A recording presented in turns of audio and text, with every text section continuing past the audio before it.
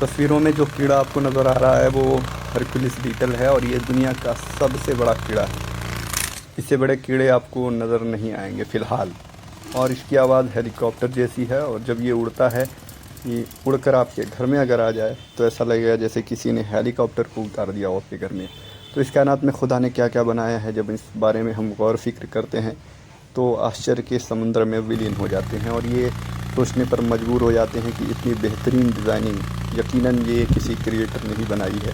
और बहुत से लोग खुदा का इनकार कर देते हैं, जो सरासर उनकी नादानी है, क्योंकि इतनी असाधारण और हैरत अंगेज़ चीज़ें अपने आप वजूद में नहीं आ सकती।